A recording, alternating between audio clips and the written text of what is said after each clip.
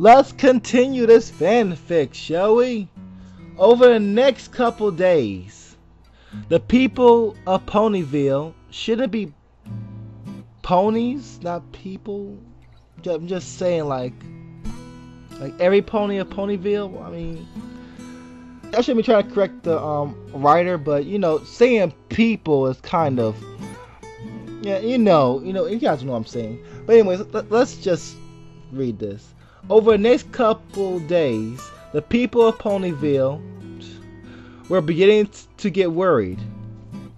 It started with Twilight Sparkle's simple question: has anyone been getting the mail lately? We're expecting a new book for the library, her inquisitive mouth asked, wondering to herself if she could ever remember a day when Derpy had been absent from her job. She greeted her every day with a "Hi, Derpy," and a sweet smile. She had never thought of her as different from any other pony, save from her adorable punctuality.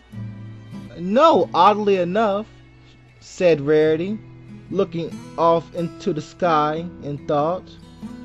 "Us neither," replied Applejack. "How strange," said Twilight, looking around as if she were expecting Derpy to appear out of a corner somewhere, package in hoof. "I don't think she has ever missed a day of delivering mail. What if something happened to her?" Twilight added, with a bit of fear in her voice. "Maybe she's watching my animals," suggests Fluttershy, knowing how much Derpy enjoyed watching the squirrels run into the chicken coop and try to take some of their grain. "Maybe we should go look," Twilight Sparkle decided, starting to walk towards the direction Fluttershy comes from every day when she trots into town. They arrived to Fluttershy's house, and they didn't see a sight of Derpy. They had all figured somewhere in their minds that they were wrong about the animals. After all, Derpy doesn't typically mess around when she needs to be delivering mail, but it never hurts to check. Suddenly, a thought ran through all of their heads, and almost as if they were all linked telepathically. "Dash! Fluttershy!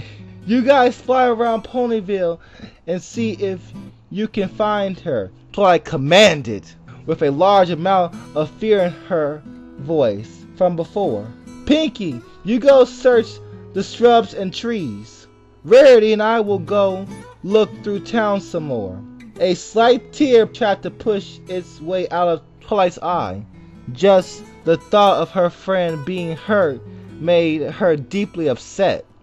They all scattered, and Twilight's voice shook as she added, "I just hope she's alright." Several frantic hours later, they met up again. "Did anyone find her?" asked Twilight, as if she was leader of a military search team. All 6 of them stood silent with their heads hanging low and their ears folded back, and the air filled with tension.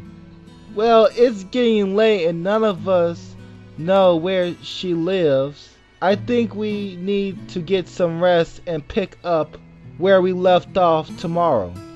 The tension resumed after Twilight spoke, and they parted ways. Pinkie Pie laid awake in her bed that night. She couldn't sleep knowing that Derpy was out there somewhere, and she knew that something bad had happened. Pinkie got out of bed, grabbed a blanket, not exactly to keep her warm, but because she had a weird feeling something's whispering directly in her mind that she would need it. Pinkie stood tall with the blanket balanced on her back, right on the edge of the ever-free forest. She didn't know what it was, but something kept pulling her attention to it. She knew it was dangerous to go inside, let alone by herself and in the dark. But something kept forcing her to turn her head in its direction, and she finally decided to act upon the call that she would swear she physically heard. She entered and walked slowly and carefully. Things were squawking and snoring, and it was scaring Pinkie Pie deeply. You know, just giggle at the ghosties, right? I mean, scaring Pinkie Pie is not, She remembered what had gotten them through the air-free forest when they were searching for the elements of harmony. Okay, there we go. You just have to laugh it all off. Alright. And it would seem less scary. It didn't. She fought the urge to turn around and run with tears streaming from her face. Aw. She had to be a strong pony. As that thought crossed her mind, she reached a four-way intersection in a path of the forest. What now? She silently asked herself. Pinkie Pie had been sitting there for a good 45 minutes. Wow, that's a lot of patience. When she finally decided on a path, for no particular reason, he wasn't even the one who landed on while playing. What the heck? I don't know how to say this. Ernie Minty. Oh, I'm so stupid. Any, mini, miny, mo. Nonetheless, she continued down the path. She wasn't hopping as usual, mostly because she was terrified and hoped that she would find Derpy soon, so she would be able to take her back to Ponyville. After walking for several hours, she had still seen no sight of the pony she had been searching for. She was starting to lose hope. Her trembling body wanted to badly get out of the forest. She had made sure she remembered every step she took so she could get out. She didn't want to be lost looking for a lost pony. She walked down another small path and started moving slowly. There was a strange feeling in her head, and it made her feel like something was watching her every move.